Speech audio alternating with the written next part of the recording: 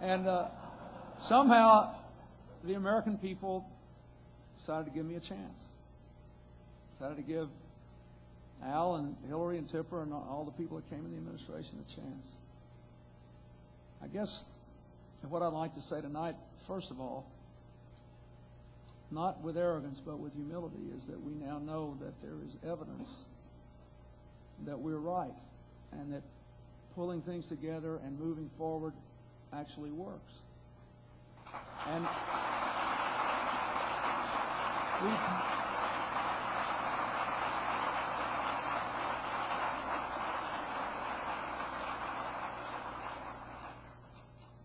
we have the lowest unemployment in 29 years, the lowest welfare rolls in 32 years, lowest poverty rates in 20 years, lowest crime rates in 26 years, first back-to-back budget surpluses in 42 years, highest homeownership in history, longest peacetime expansion in history. And you know, and you have to,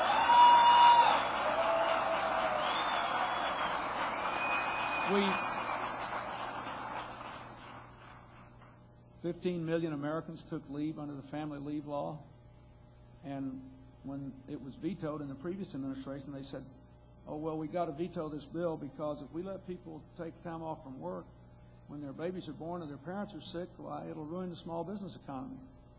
And every year we've set a new record for new small businesses in America. 90% of our kids are immunized against serious diseases for the first time, our young children. We're giving 5 million more of them health insurance, 100,000 young people served in AmeriCorps. I could just go on and on. And along the way, we gave America the most diverse, truly representative government by far in the history of America. That included you and everybody else.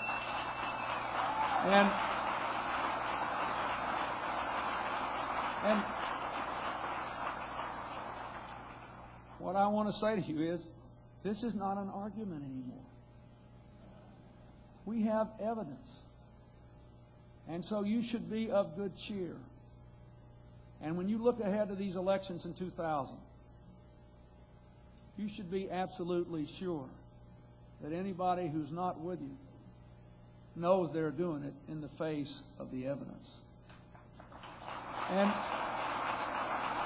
because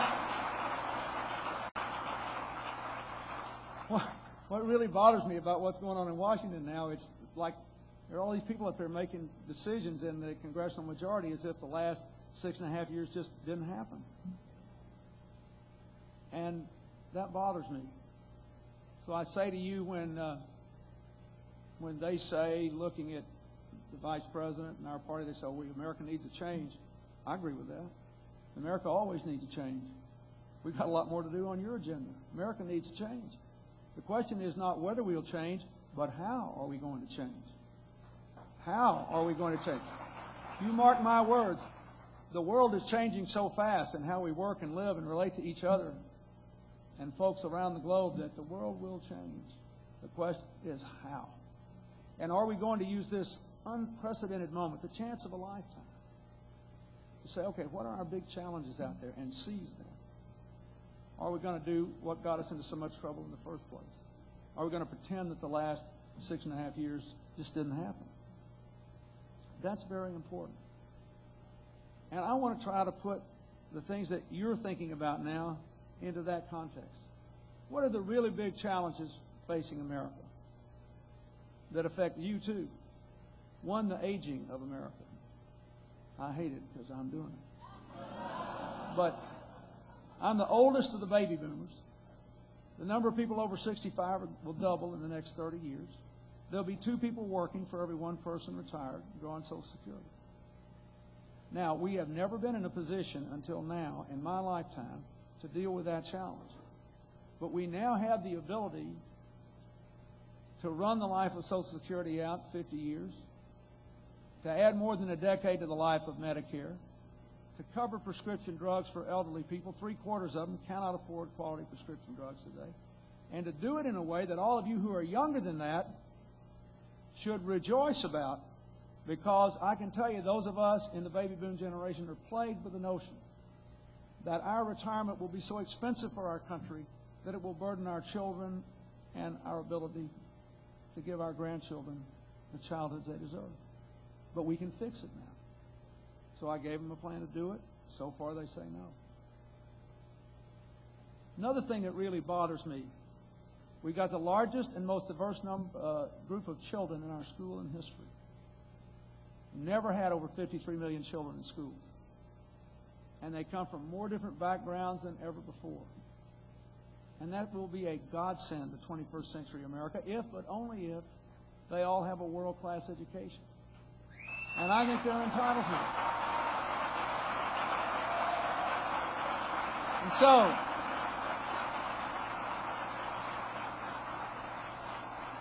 I gave Congress a plan to build and modernize 6,000 schools and hire 100,000 teachers for smaller classes. Make sure all the kids had computers in their classroom. Make sure we stopped social promotion but had after-school programs for the kids who needed it. And more of these charter schools that California has led the way in bringing to our children. So far, they said no. Funny thing, maybe Mr. Gebhardt will talk about this later, but one of the most interesting things is, last year, right before the election in '98, they got religion on this education program. And they said they supported this big down payment on our plan for 100,000 teachers. And we funded 30,000 of those teachers. And you had, those real liberals like Mr. Arming going home. This is serious business. You had these real liberals going out and saying, man, this is a great thing we've done. We've made a big down payment on 100,000 teachers. We're going to put 30,000 teachers out there. And this is a great Republican program because there is no bureaucracy in it. We just give it to the schools and they hire the teachers. They thought it was the greatest thing since sliced bread before the election. They have just voted not only to refuse to fund any more of those, but to no longer earmark the money for the 30,000. So there's a big difference here. I'm worried about the families of our country. I'm worried about all these working people. How are they going to have the child care they need? How are they going to have the health care they need? Why don't we pass a Patients' Bill of Rights that protects working people? There's a difference between the two parties on that. And I think it's important. We're finally going to get a chance. We've been working for 2 years. Finally going to get a chance to vote on the Patients' Bill of Rights in the House next week. I'm very worried about this fabulous economy because we've left some people behind. Yes, we've got the lowest poverty rate in 20 years, but there are still people in places that have not felt this recovery. If you come from, a lot of you come from other places, the Mississippi Delta, Appalachia, the Indian reservations, many of the inner cities. So I want to do some things that I think will change all that. I want to, first of all, give Americans with money the same incentives to invest in poor areas in America we give them to invest in poor areas around the world. I think that's important. I hope in the near future we'll be able to make access to the Internet as universal as telephone access is. It will have a huge impact on the economy. Last night I was in Northern California, and I was with some people who work with eBay. A lot of you probably buy things on eBay.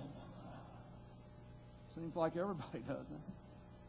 And I learned that over and above the employees of that company, there are now over 20,000 people, including a lot of people who used to be on welfare, who actually make a living buying and selling things, trading on eBay. Over 20,000 people. Well, I'm telling you, that means nothing at the Pine Ridge Indian Reservation in South Dakota where the unemployment rate is 73%. Now, we can do better, and we ought not to quit until every American has the chance to participate in our prosperity if he or she is willing to work. And I won't rest until that happens. Now, I want you to keep a checklist in your mind when I get to the end. Ask yourself, what's all this about? What's it got to do with you as Americans? This is part of being part of America. I think we need to do more, not less, for the environment. The Vice President has this livability agenda to deal with using all kinds of computer technology to alleviate traffic congestion, to buy more green space in urban areas. we're trying to lead the world toward recognizing that this global warming